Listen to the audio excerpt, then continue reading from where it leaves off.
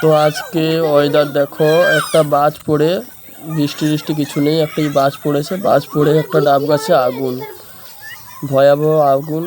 দেখতে পাচ্ছ তোমরা সবাই, ব্যাপক জোরে আগুন ছড়িয়ে পড়েছে গোটা উপর থেকে। উপরে প্রচুর আগুন দেখতে পাচ্ছ তোমরা ভালো করে, যেইটুকু দেখতে পাচ্ছি আমি সেইটুকু আপনারাও দেখতে পাচ্ছেন। দেখুন,